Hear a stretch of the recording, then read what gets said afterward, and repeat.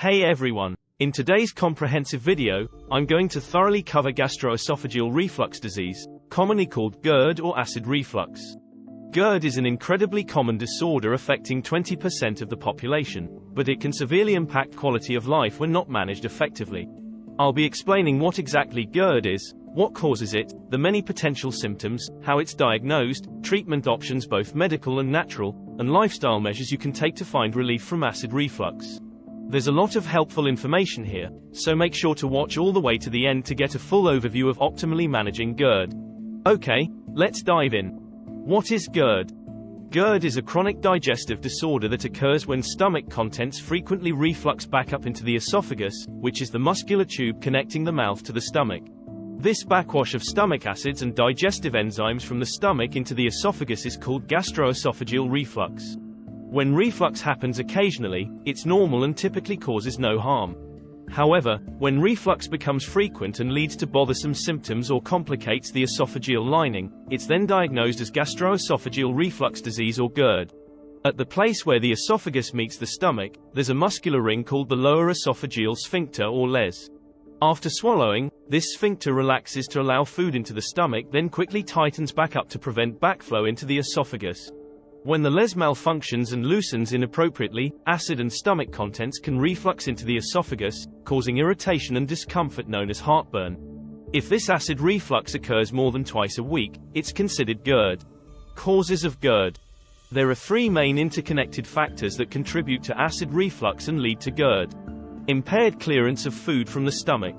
Eating large, heavy meals and lying down shortly after eating both hamper the stomach's ability to efficiently digest and empty its contents. The excess food leads to greater pressure forcing open the les. Obesity also increases abdominal pressure against the stomach. Late night snacking or eating within 3 hours of bedtime means food sits in the stomach longer while lying flat. These habits allow more potential for reflux. Delayed stomach emptying, also called gastroparesis. When the stomach is slow to empty its contents into the small intestine, food sits longer and can reflux into the esophagus. Diabetes is one of the most common causes of delayed gastric emptying. Pregnancy can also slow emptying since the expanding uterus mechanically obstructs the stomach. Diseases like celiac or hypothyroidism, certain medications, and even stress can contribute. Excess acid production. Certain foods, beverages, medications and behaviors can stimulate increased acid output, leading to more reflux. Spicy, fatty and acidic foods, alcohol, coffee and chocolate are frequent triggers. Smoking cigarettes lowers pressure in the les while increasing stomach acidity. Stress and related hormones also increase acid secretion. Various medications like NSAIDs, bile acid sequestrants, calcium channel blockers, nitrates and certain chemotherapies increase acid production as well. In addition to these three primary factors, structural factors can promote reflux. A hiatal hernia when the stomach partially protrudes through the diaphragm into the chest is strongly associated with developing GERD, potentially weakening the les. Symptoms of GERD. There are a variety of potential symptoms of GERD, which can range from mild to severe. Common symptoms include heartburn, burning discomfort or pain in the center chest, sometimes radiating up into the throat. Typically made worse by lying down, bending over or eating. Acid regurgitation, a bitter or sour taste in the mouth from stomach contents refluxing into the esophagus. Dysphagia, difficulty or feeling like food is stuck when swallowing. Chronic sore throat or laryngitis from acid irritation. Chronic dry cough, another result of irritation of the throat and airways. Hoarseness and voice changes due to acid effects on the vocal cords. Sleep disruptions from nighttime reflux and heartburn. Nausea from stomach irritation. More serious signs that warrant prompt medical evaluation. Weight loss from poor appetite and reduced food intake.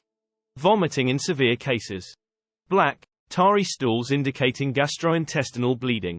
Wheezing or asthma symptoms signaling aspiration. Tooth erosion from chronic acid exposure. Diagnosing GERD. GERD can often be diagnosed based on clinical history alone if typical symptoms are present, including heartburn, acid regurgitation, and trouble swallowing. Additional testing may include upper endoscopy, a scope inserted through the mouth to visualize the esophageal lining and stomach. Can detect complication like ulcers or Barrett's esophagus. Esophageal manometry measures muscle contractions and coordination when swallowing. Checks for ineffective esophageal motility. Ambulatory pH monitoring involves placing a small monitor in the esophagus to detect acidity levels over 48 hours.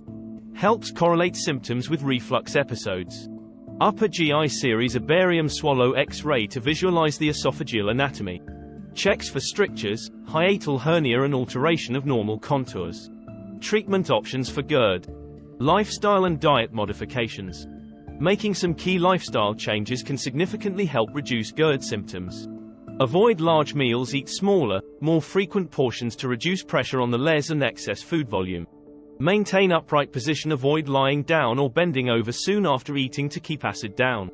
Elevate the head of your bed 6-8 inches. Wear loose-fitting clothing, tight belts and clothes increase abdominal pressure against the stomach. Achieve healthy weight, excess weight strains the les and increases reflux. Losing even 5-10 pounds helps. Quit smoking, nicotine weakens the les and promotes acid secretion. Limit trigger foods. Common triggers are fatty, spicy, acidic and alcoholic foods which vary individually. OTC and prescription medications. Several classes of medications are used to treat GERD. Antacids neutralize stomach acid after it's refluxed and relieve mild symptoms. Work short term. H2 receptor blockers like famotidine reduce acid production. Offer longer relief than antacids.